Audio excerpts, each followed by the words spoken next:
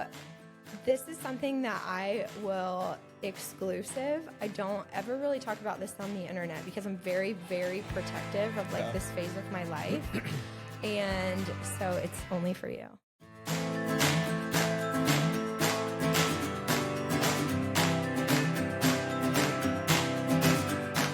Welcome to Hard Reset. This is a podcast exploring life's unexpected turns, what happened, why it happened, and where we go from here. I have a high school friend of mine and a later in life friend of mine here today, and I wanted to introduce you to Mireille Beckwith. Hello. Thank you so much for having me. Oh, you're so welcome. I'm so glad you're here. All right, I have this one question for you. What is your biggest pet peeve? That's out of the gate. Probably stray hairs. Okay, yeah. They call them flyaways in the industry because, you know, I'm obviously a huge influencer. They call them flyaways. So, yeah. My pet peeve, thanks for asking, is trash in the sink. Okay. Because I hate like the soft and like from trash, like, or it falls down into the disposal. And so then you have to reach down. It's just so gross. These are very niche. Yeah. Yeah, I just don't like stray hairs when I like see them. I don't like them to be on my floor. So it's like it has to go in the trash and it's so random, but they bother me. Oh, you're saying stray hairs like when you just have a hair on you. Yep. Or even if you're like in a nice outfit and you have like a stray hair on you, it bothers me. Yeah. But you also have a Labrador, right? We have a doodle, so there are no doodle. stray hairs. Yeah, that's true. Okay. For some reason, I thought he was, or she was not a doodle, but doodle life is great. All right. So the question that everyone wants to know is how do we know each other? All right. Well, that could be a book in itself. You are one of my oldest friends, and I realized later as we grew up just how like dear that is and how important that is. And I actually like hold you and Tracy like just very high.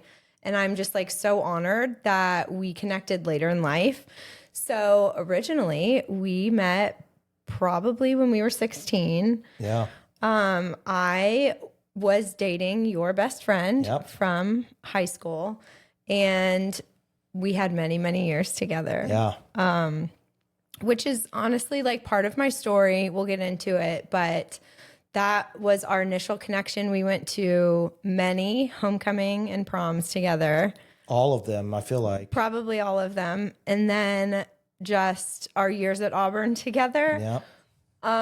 So I was at West Georgia and would just come down whenever I could, and I'd see you a lot. Yeah. And so that was that freshman year that you guys had lived together. But anyway, those are our first initial memories together. And so I just thought and then we, you know, went our separate ways for many years and having babies and getting married, me a few times. Yeah. But then we found ourselves in Cumming by chance. I knew that you had come here long ago, so you kind of like set the groundwork. I started the trend. Yeah. You truly were one of the first ones kind of from our age group to come up here. Now everyone is up here. You know, it's like the greatest place, but it was really cool that we reconnected. You had this company, and I just kind of watched you from afar for so many years. Just so proud of you. So. Oh, thank you. I still remember the moment where so we hadn't seen each other in years. I have goosebumps thinking about that moment.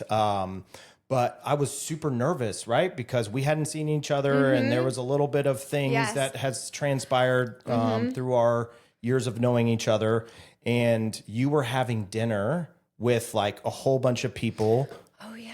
And I just got done off the golf course. And I'm not trying to flex, but I feel like I know all the people that were at Polo, except for this entire table that you were with. Oh my gosh. And you were there, and so I snuck up on you, and it was so good to see you. It was like truly when you think about like a warm hug, I don't know. We watch a lot of cartoons now with our kids, and they're always talking about like warm hugs.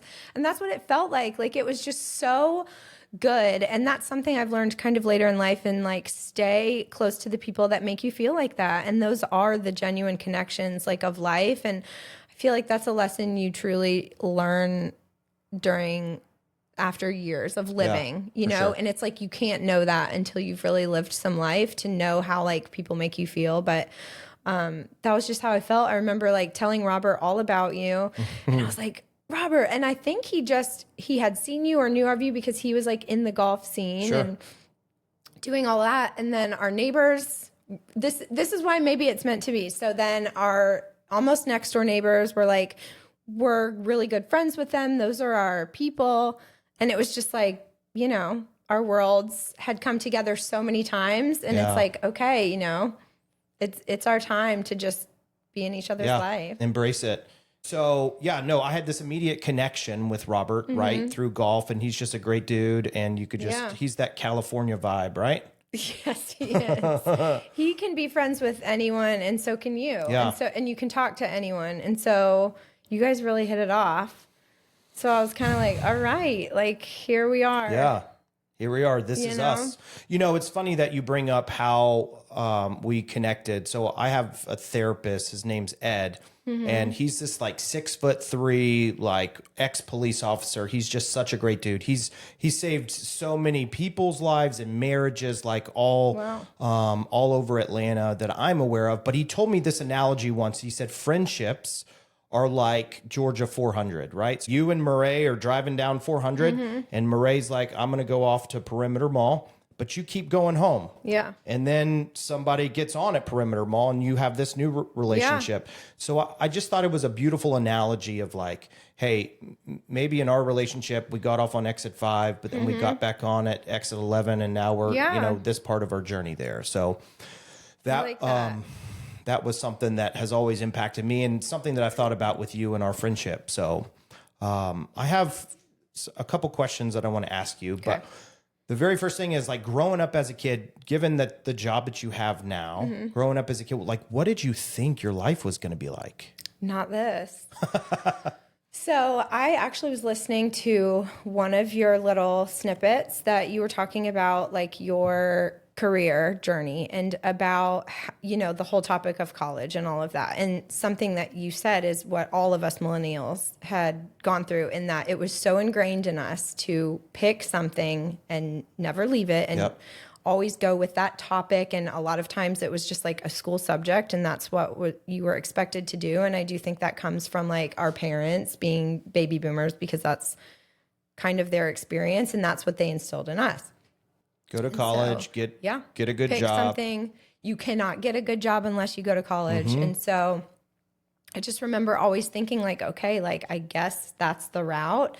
And, you know, something that is just very like true to me, in that I'm a creative and, you know, kind of don't fit into a lot of boxes. And growing up, I kind of always thought like, is something wrong with me in many aspects of like academics, also just out in the world, because I'm just out there and I kind of like am floating around. I'm very whimsical. And so that didn't exactly fit into these like pick a career path, you know, go to school, get out, get married, start having kids, and that's it. And that's your journey. And so I remember always thinking like, well, okay, I guess that's what I'm going to do. And something I'm very thankful for is that I kind of like bucked the system while I was doing it, because I knew in my heart that I just like didn't fit that box. And so I took a lot of detours. So like quickly touching on which kind of is the reason for a lot of my decisions in life, in that I didn't have like a stable home life. I grew up with just a divorced parents. My dad had left and my mom was just like a single mom. There's just a lot of details that really had me focus on, as soon as I am able to make my own decisions and kind of pave my own way, like I'm going to make my own life, and I want to be successful and happy, but genuinely. And so, you know, every decision I ever made was kind of like for future me, I guess. Meaning going to college? Well, just in general, of just, okay, I want to have a stable home life when I grow up. So I'm going to laser focus on that. Right. And I want a stable job. So I picked political science to major in, which truly, if you look at me now, that has nothing to do with my interests or my career. But at the time, like, I liked it. I was in student government. I think I just liked positions of leadership to do whatever you want to do. But that's what I thought I had to do. And so, I focused in school. I did get good grades, but it was hard for me. It didn't come easy. And I think that millennials kind of have the upper hand in that, the way we're raising kids. But I wish that someone would have told me, like, it's okay, and the only reason I got good grades was because I did my homework, meaning like work hard, whatever. But like, if you stuck a test in front of me, I would have failed it. I just wasn't good at that. And so we tell our kids that all the time. We look at them and we're just like, you don't have to fit into this one box. Yeah. So anyway, that's like going off on a tangent, but what did you think that your career, okay, so you decided in college that you're going to get a political science. Like, what did you want to do at that moment? I wanted to be I feel like I just listened to everyone else. So my mom had worked for Roswell government, and she was just like, here, if you're good at maps, which I'm good at maps, because literally it's not written stuff, it's not numbers, it's not math, it's abstract. And so I was like, okay, what can I do in this realm? And that was city planning. So I did take the political science major, minored in city planning. And so that's what I thought I was going to do. And I picked that because I was like, I'm good at maps. It's a stable job. Sure. A government job I can go right in every week. Yep. They're always hiring. Did you want to work at the city of Roswell or Milton, Alpharetta? Like, the old me did. Yeah. And what a dream job. I had this little voice in me that kind of kept saying, like, you want to see the world, you want to do other things, like, you want to do fashion. I mean, I had been sewing my Barbie's clothes back when I was a child. So I always had kind of this like innate talent to just be in some sort of creative field, but I didn't know what that meant. And I didn't even know, you could potentially go to school for it, but it's a lot more prevalent, and there's so many more majors now, of course, than there even was back then. It was just very structured, very minimal. So I did an internship when I was in college at the city of Roswell, city planners. I shadowed city planners the entire summer. Oh, wow. And I learned so much, actually. I learned more than I learned in my major. I can honestly say that. And I was like, okay, this is my path. I had my boyfriend, and I was like, we're going to get jobs, get married, and have kids. And I'm trying to think of when it shifted for me. Yeah. Well, I mean, I think that naturally brings us to this question that is like all behind this podcast is like, and this question can be answered like personally or professionally. And I think it's not just one hard reset that we go through in our life. I think we've talked about that. But, what happened in your life that caused you to look at your life and then say, like, I got to start this over and do a 180 and travel down this new road, this new adventure? What was that for you? What was that like for you? I almost think there was a series of that, and some people listen to it and some people don't, and that's fine. Like, everyone's on their own journey, but they need to realize it's kind of like their own journey, and to really listen to like what they want to do, their talents.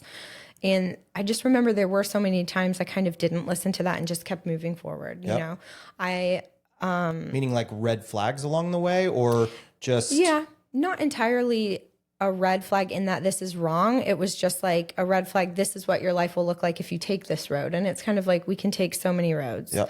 And also I really like the term hard reset, because you can start taking a road, and if it's not the right one for you, you can reset. If there are things within your control, you can reset that. And there's so many analogies I have in life of that, to where, okay, if you cannot control the things around you, that's fine. For example, postpartum was hard for me, and we had colicky babies. And, you know, there was a time that I remember sitting with newborns, just so tired, sleep deprived, thinking like, I cannot change my life right now. You know, I'm sitting in it and I can't change that. And that was an example of just me realizing like, okay, I can't change that, but there are things in life you can change. You know, you hate your career, just think about it, brainstorm on what you can do in life, you know, and you just try to think about the things that you can change. And I think that's like the whole concept of a hard reset. So like some things you can change and some things you can't. Yeah. So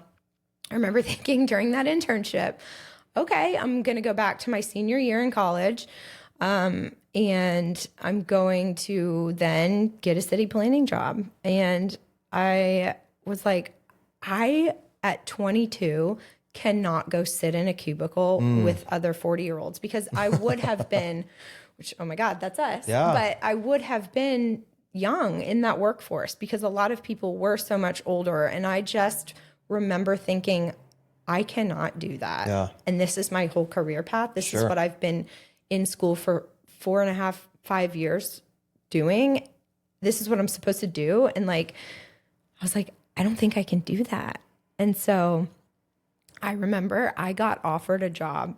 I was interviewing a little, but I got offered a junior city planning job for the city of Johns Creek. Okay. Handed to me on a platter from a connection that I worked for this person at City of Roswell, and they were opening the city of Johns Creek. It wasn't even like incorporated yet or something. I remember sitting on this stoop of downtown Carrollton on this call and having to tell this person I was going to pass on it. Yeah. And I've always made decisions like that where people around me were like, what are you doing? This is the wrong decision. Yeah, this is the dream. You get a job, you graduate, you get a job, and wow. And so I remember my mom and like a few people around me were like, what are you doing? You know, you have a job on a silver platter handed to you, and you can work your way up, you know, like junior city planner. Sure. That was what the path would have been. And then potentially eventually, you know, like city council. And that was that whole wing of life.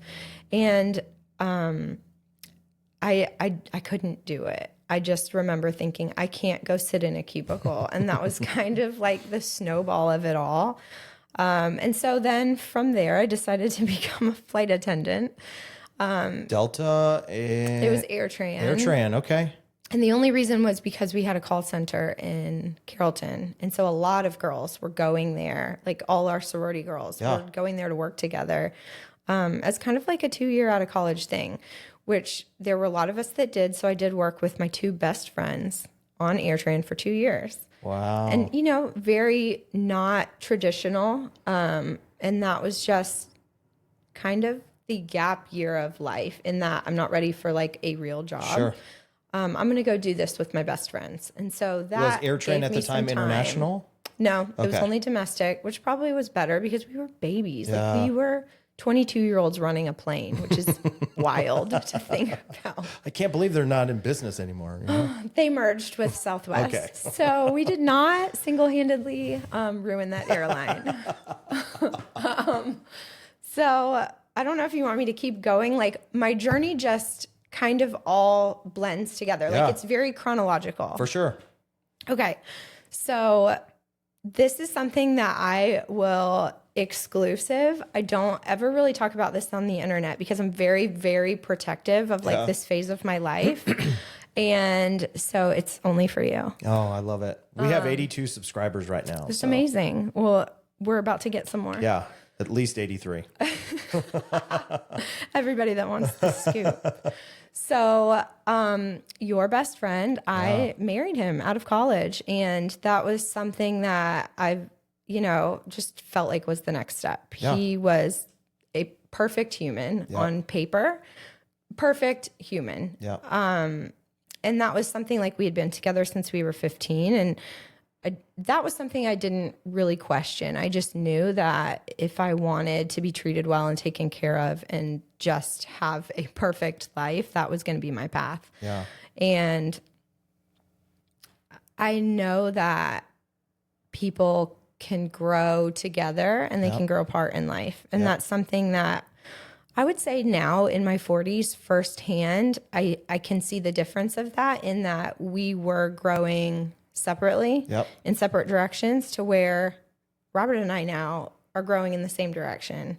And I can honestly say like that is a difference that maybe you don't learn until later in life. Yeah. But I mean, we were babies when we got young. we were so young, and like some people can make that decision and you know that is the right one, but it's not all the time. And you know, you don't know what you don't know. And so all I knew was that I needed to do other things in life, not separate from him. But I remember thinking, I have to go to New York. Yeah. And that was always in my head. I need to go to New York. I need to live there. And I remember thinking that like as a child. And we're not talking honestly, Rochester or Buffalo. We're talking about New York City. Yeah. So my mom had done it. And honestly, at this point, it's like a rite of passage in our family to just up and leave everything and go live there. And so I remember I would come to him often and be like, let's go live in New York. Yeah. We could do this. We're young. We don't have kids. You know, let's go. And that just wasn't, you know, what he wanted to do. Yeah. And that's okay too. And he was ready to settle down and start a family. And we were 25. And I remember thinking, if I don't figure this out now, I don't want to be figuring this out when I'm 40 with kids. And that was something always consistent with me in that I wasn't going to mess up my kids. And not that would have, but just that I came from a broken home. Sure. And so that was like number one for me. I was going to basically like have my stuff together by the time I had kids. Yeah. And so I was like, okay, you don't want to go to New York. That's fine. You know, but in my head, it was kind of like a heartbreaking, like heartbreak to where it's like, okay, like if I stay, I'm not going to go to New York. And I view New York, honestly, like as one of the loves of my life and life lesson because, you know, just we were in two different directions and it was honestly like heartbreaking for both of us. And a lot of people don't really know that time I pushed away everybody. Sure. Everybody around me was telling me it was the wrong decision. Sure. You know, both of our parents, everyone's like shocked. They're like, what are you doing? I mean, this is the perfect guy. This is the... Of course. You have the perfect relationship. You have history. You guys are high school sweethearts. It's time. Everyone around you. This is the South. Everyone's getting married and having babies and it's time. And that was probably one of the hardest decisions I ever made in my entire life because it wasn't an easy one. It wasn't like I was like, bye, you know, like there were many years that I sat on the floor and just like sobbed. And I was like, I don't know if this is the right decision, but like I'm hard resetting my life. Like I'm choosing a different path and it is terrifying. And I don't know the end result to where if I stayed, I do see the end result. And maybe not like later on down the road, who knows? You know, who knows what kind of connection like you're able to keep like in a marriage, especially being babies and not knowing, you know. So what do you think motivated that part in you where you're just like, I gotta go. I can't do this. I need to get to where I need to be. Like what was that? Was there a particular moment that happened where you're just like... I think we had the perfect storm. So he was traveling a lot for work and we had moved to a new city. We were living in Charlotte and we were separate a lot. And that probably wasn't the perfect formula for a new marriage. Yeah. And it was 2009. I couldn't find a city planning job anymore.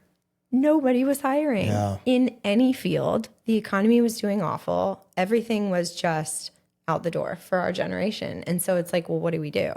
So that's where I ended up. I was in this new city. He was traveling for work and I was kind of like on my own. Sure. Which is fine. I can be on my own, but I do thrive with friends and I'm very social. And so I took this job because truly, like, my first love was always like fashion and clothes. And so I was like, all right, I'm going to go somewhere that I can be among the clothes. And so I decided to work at Abercrombie and Fitch. Yep. And are they still around? Yeah. Yeah. They're not at North Point Mall anymore because I worked there for like 2 weeks folding clothes. So I feel like we all had that stint at that company. Yeah. At the time in 2009, they came to anybody and they were like, if you have a college degree, we will put you on the management track. It's the way that basically people that were coming out of college could use their degree. Yeah. Because nobody else was hiring us. And I was like, applying like crazy. And it's like, why didn't I take that one that was just handed to me? Yeah. But I knew I wasn't ready for it. And so anyway, I decided to go with Abercrombie and Fitch on the management track. And it was where they really like put a lot of business acumen, everyday life. You're doing numbers, you're running a store, you're running a team. It teaches you a lot. However, to me, that was the beginning of the end because everyone's in their 20s, everyone's single, everyone's going out. Yeah. And I remember thinking like, this is what you're supposed to be doing in your 20s. Yeah. This is what I want to be doing. It's just like hanging out and kind of being free. Like, and I was like, I don't know what to do. And I felt very torn in between two worlds. And I just remember thinking in my head, like, we're either going to go back to Georgia and start having kids, or I can go to New York. And like, we were somewhat distant in this point of our relationship. Relationships have ups and downs. Sure. And I don't think like both of our jobs helped like cultivate this, newlywed life. And I remember thinking like, I have to go to New York. Like I have to go. And he's either coming with me or he's not. Yeah. And so I did what I could in like seeing how I could transfer there. And I just remember saying like, I'm going to go to New York. And he was like, I'm going to go back home. And it was like that. And looking back on it, like we were both so like heartbroken and not communicating. Yeah. Like you don't know how to communicate at 25 years old. And it's like, there's so much I'm sure we could have said and worked out and like talked about just to have a better understanding of each other. But we didn't know how. I didn't know how. I didn't see an example of a marriage growing up. I did not know how to be a wife. I had no clue. So I was like out here floundering, 25, not able to communicate. He was not able to communicate. You have two people that are unable to communicate. And that's something that is like a muscle. You got to work it. Sure. It's something Robert has taught me. He's a great communicator and I'm like not. And so it's like, you do have to be with people that bring out like really good qualities in you. So anyway, that is the first hard reset of my life. And I always say like the personal hard reset kind of sets the stage for career resets. And that's what I did. I went to New York and I started working for anthropology. Okay. I remember interviewing. I had 4 to 5 interviews. It was like so hardcore. And they were just like... just to work at Anthropology, the store or... Yes, it was through the store. It was for corporate, but it was as a management. So like you're not exactly on the floor. You're like running behind the scenes. Yep. You're on the floor, but it was just to manage a team, do all of that. And so I remember finally getting that. And there I was, I had a job in New York City. How much was your apartment rent? It was $1,400. 1 bedroom? Yeah. In what borough? Oh, this was Queens. Queens? Yeah. 1,400. How many square feet? I don't even know. Maybe 800. Okay. So you felt alive though. Felt alive. The city of New York. For the first time in your life, maybe? Yeah. Well, no. When I went to college. Okay. That was a feeling of I'm on my own, I'm doing it. New York was the second time to where I'm like, this feeling again to where I'm in charge of my decisions and I'm just doing what I feel. And I've made a lot of decisions through life on feeling and not really thinking, but like that kind of is me in that, everyone around you is like, you need to do this. You're making the wrong decision. I mean, I had people, not talk to me for like 3 or 4 months. Yeah. I'm sure you have the other side of the story. Well, no, I got the call of like, hey, and to be fair in the situation, right? Mm-hmm. I got the call and it's like, he has this job that he's set up. He has this path laid out. He's successful in a monetary standpoint. And all I heard was one side is like, hey, we're going to New York City and we're going to work at Abercrombie and Fitch and make $30,000. And like, I can't go to New York City. Right. Yeah. So like from when you hear one perspective of a story, like you only know one, but I think if we would have known and just kind of sat in like the moment to say like, I don't feel alive in this situation. Yeah. We have one life to live. Yeah. This is my passion. I'm not passionate about living in a town where I don't know anyone. Yeah. And I've got to chase after this dream. Yeah. And it was wild because that was this pivotal moment in life that I left everything I knew. I left this love of my life that I had known, that had treated me so well, taken care of me for 10 years. His family, to this day, I'll get emotional about because I think about them a lot. And they honestly are my pillar for how we're raising our children. I talk to my husband about it all the time, and just this is what was my example, and it was such a good one. Yeah. And so there are little things that I use. There are recipes that I still make and think of them. And so they were a huge part of my life, and that was not easy. Yeah. And friends, there are people that never talk to me again. And I had to be okay with that, and just saying like, I do have to live for myself too, and my future children, because I knew that I needed to find a stable home life, a good relationship that was genuine, that I was probably not going to have or find until I found myself, no matter where that was, whether that was with him or with someone else. I had to do that on my own journey. Yeah. And so, and that's why it's just like timing wise, it wasn't right. Yeah. So, since that moment, right, where you were like, okay, I'm going to hard reset my personal life, and now I'm going to hard reset my professional life. I'm going to be in New York City. What has that been like for you, and where has it brought you? Like, what are you doing now today? I think New York was the beginning of it all. And that was where I really started my styling business, which is what I'm doing today. And I didn't know it at the time, but that was also something that I had begged them. I want to do styling in the fitting room, which is where you work with clients, and you could build up like a book of business through the people you're meeting every day. And so it's kind of at Anthropology. And because, they're very like style based, in that they honestly are a really good company in that they have like so many art students and like students that are interning there to go on and do like huge things at, companies, or they're designing everything. And so there's like the retail side, of course, that is a store. Sure. But then there's also this entire creative side, whether it is stylists or artists or whatever. I mean, there are professional artists that work for these companies. I mean, they're doing all of the visuals.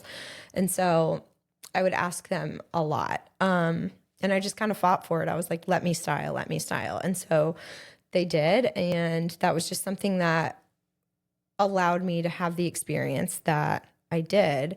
And so honestly, taking that back down here to Georgia was really just my education in this, and so it was like hands-on education. I had a company that gave me a chance. And so when excuse me, sorry, did you go Anthropology, New York to Anthropology, Georgia? No. So that's why there's been many hard resets. Okay. So when I was in New York, I had lived there a few years. It was great. It was hard. It was one of, life's hard lessons. It's not easy. It's not cheap. There was a lot of times I walked the streets crying because I was like, what have I done to my life? What have I done with my life? I just left everything I ever knew. I left all this stability. I left friends. I left, everything I've ever known. And I'm in this new city and I don't know what I'm doing. So, that was hard. Of course, I second guessed myself all the time, and I just had to keep going. Yeah. And so that is kind of what I think when you do reset, you just got to keep going with that decision, because you're obviously making that decision somewhere deep from within, and you got to find how it's right for you. And so that doesn't mean being in New York was the end all be all. And thank goodness it wasn't. Yeah. And that's just part of the journey, part of the education. So I was 29 and I was like, I'm ready to settle down now. Well, okay.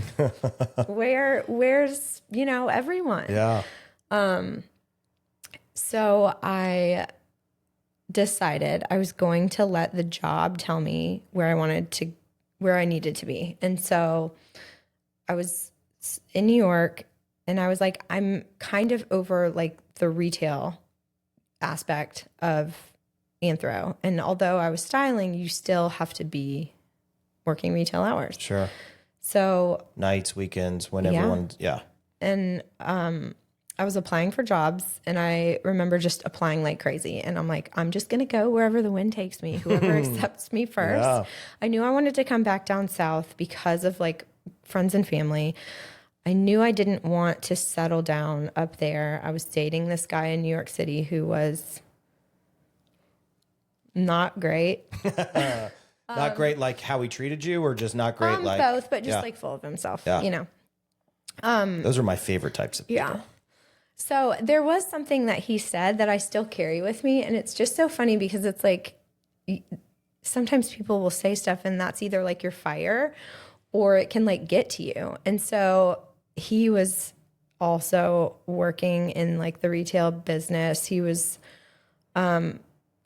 very vain. And so I remember like there were these managers that we both knew of, like mutual people at Abercrombie, because it was a huge thing when you were management in Abercrombie. You like looked up to these people and they were like just career managers. Sure. Everyone's like good looking and so cool. Yeah. So I remember he was like, or I had bought the domain City Peach, and I guess we could back up a little bit. I knew I wanted to start something of my own. Sure. Blogs were all the rage. This was 2012. And I was like, I'm going to start my own website. I don't know what I'm going to do with it. But at the time, I bought the domain. Okay. And that is when, in New York, in my New York apartment, I bought the domain City Peach. On GoDaddy or something? I don't even know. Yeah, okay. I had to switch it later because I don't even know. But I had one blog post, and it was just like some backdrop of New York City. I don't even remember it. I wish it was still out there, but I bought the domain in New York City. And I remember he was like, you can't just sit around and post pictures online all day. And I'll never forget that, because I'm like, that's what we're all doing now. Yeah. But at the time we weren't. You were a trendsetter. Of course. Yeah. I mean, nobody was as much. You know, Instagram had first started and Pinterest was big, and that had just first started. And I remember being like so excited, being like, look how cool this is. Yeah. People are posting pictures and it's like their lifestyle. And it was like this new concept of online. Like we all had Facebook, and that was our nights out. That was like our personal pictures and like our personal to-do and happenings. But like this was different. Pinterest was different. Instagram was different. And people did not use it as a business yet, but they were, you know, something was stirring. Sure. And so people were posting just very like aesthetic looking photos. You know, it was that one photo, and it was supposed to like define your image or whatever. Anyway, so I'll always remember that, because I was like, well, I'm doing that now for career, you know, and it just always stuck with me, because it was like this person that we saw as aspirational, so cool, like wasn't doing that. But it's like, so I'm going to go do that my own way. Yeah. So anyway, then fast forward, I got a job lead in Charlotte, back down to Charlotte. So Charlotte, second round by myself. So I went back down to Charlotte just with this random sales job. I was so awful at it. And the entire time I would sit online and like basically do things for my blog. Yeah. Which from the back end, when you are auditing what your employees are doing, it looks like I'm online shopping, which I probably was. But it was what I loved to do. It was my passion. And so here I was like pulling up all these outfits, putting outfits together and just like brainstorming like online. So after 5 months, they pulled me in the office and they were like, this isn't working out. So they hard reset for me, which was such a blessing in disguise. But I remember thinking like, what? I don't have a job. I'm trying to do something I love. I'm trying to find myself. And I remember she was this entrepreneur, owner of a company, and she was like, I'm doing you a favor, but we have to let you go. Yeah. But I do believe that she saw like my fire and passion for something, because if I stayed there, I wouldn't have been able to just continue on with my journey. Sure. And so that is when I was like, I'm going to go down to Georgia. I came down to Georgia, and in Atlanta, in the downtown like Buckhead scene, I lived Tech with Village, some right? friends.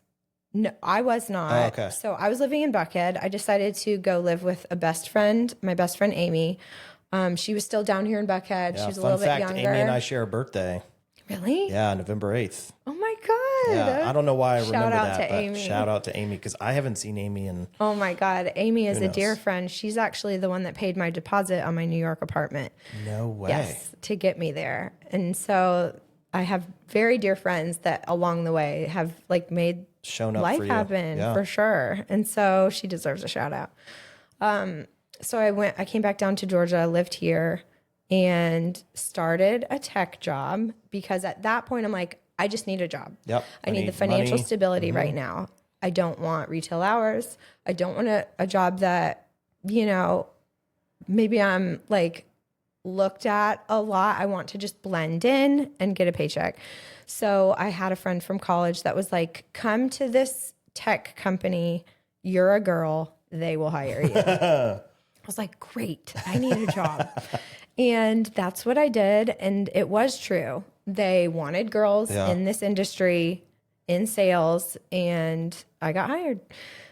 No experience selling software. And I knew that was kind of a blip in my journey anyway, but I knew it was just like a stepping stone. Yep. And so that is where on day 4, and I was not looking, I met Robert. Yeah, no way. Yeah. So we met. No, we're coworkers. Yeah. Did you sign any paperwork that was like, hey, coworker, you know, we can't... No, and thank goodness, because he did a lot of my work for me.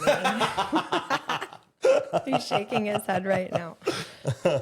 So let me just say that it's a good thing that was not my career, but we had a great time. Brought you to this moment that you're in. Exactly. And I can probably say this legally now, but I was at AirWatch for 2.5 years, and that's where we started our life.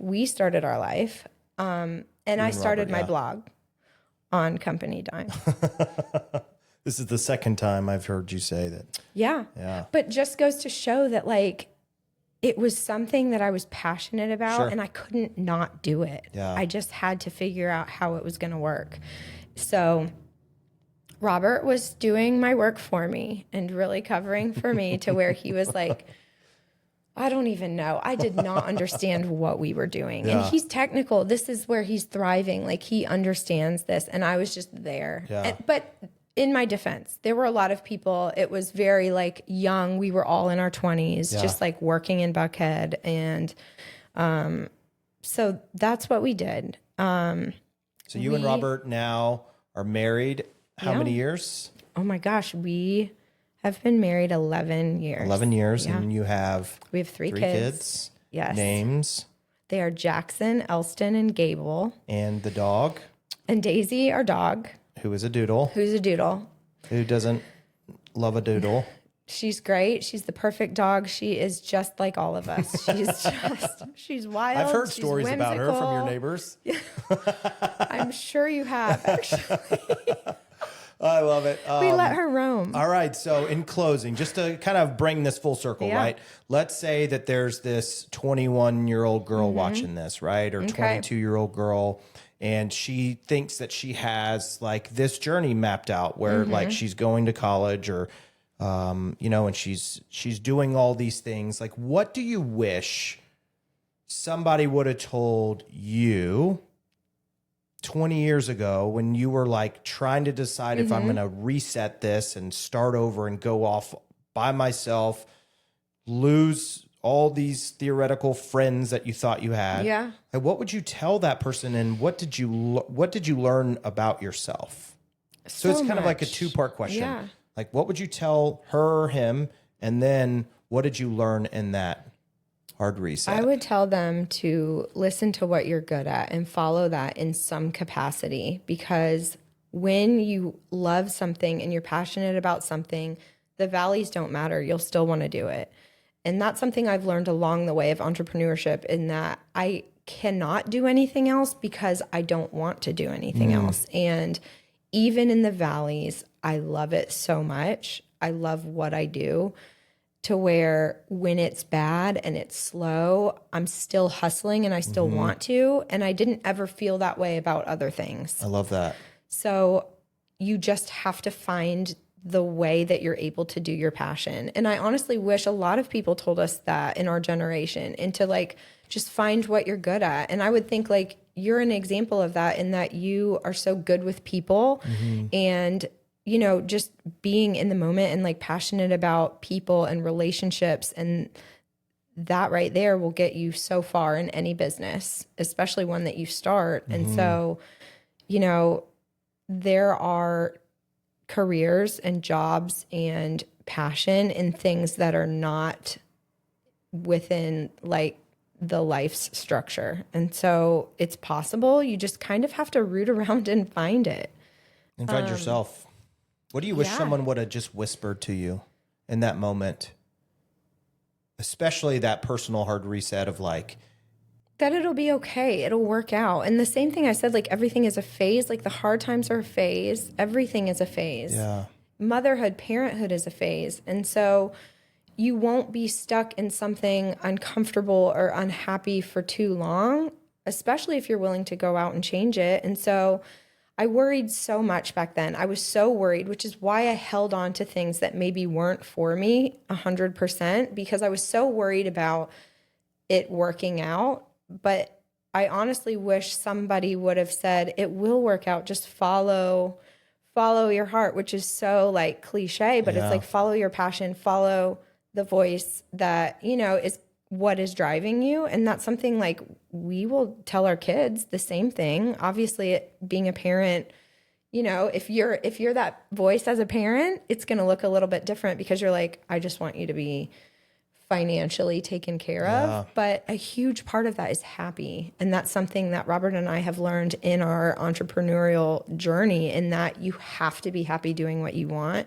or just doing something in life, or none of it's worth it. Yeah. So anyway, we're out here just still grinding, but it's mine. And I was able to just grow a business over 10 years into many things. And there could be another hard reset, in this industry, the way things change, technology is changing, social media changes, and you have to are doing be open. Podcasts now. Yes. Yes. And that's what you have to do just to be in it. But like kind of just you're taking what you're good at and your passion and just putting that out into the world. That doesn't have to just be a trade. Yeah. And so that's why I think that this is great. I think what you're doing is incredible. And, a podcast doesn't have to be about roofing. Yeah. It can be about life and connecting people, and then business will follow. Yeah. And I just wanted to thank you for, I know this was probably hard, but yet refreshing to talk about this. I know that this is going to help a lot of people out there that I hope it does. Probably going through a tough time or not knowing. How can people find you if they wanted to reach out to you and just... That would be great. How would they find you? I'm out there online every day sharing our life at city.peach on Instagram. That's really where I'm marketing everything I do, which is what it is. And then I have personal styling clients all over Atlanta, and people find my services on my website, which is city-peach.com. And that's really just what I'm doing. Yeah. I like connecting with people in general and just making them feel good about their wardrobe. Yeah. And in that, it just brings enjoyment to people in life. You know, if they're feeling confident, that's just so fun, and it's a connection, and it's what I love to do. So thank you for having me. Yeah. Thank you for being a part of it. I'm so honored. Yeah. We always close every show with a great high five. Okay. So thank you. Wow, what a great story by Mireille. For her to be just open and transparent, sharing some stories that she's never really shared before. And I love that she guards her heart so well in her previous relationships. And hopefully you can take something away from this episode or share it with someone that can. We are obviously here and super excited that you're here. Obviously, we do roofing first. So if you know of someone that is in need of a roof or a roof repair, obviously, if you wouldn't hesitate to mention us to them, that would help us pay for all these fun things that we're trying out here. So thanks again. Look forward to seeing you next time.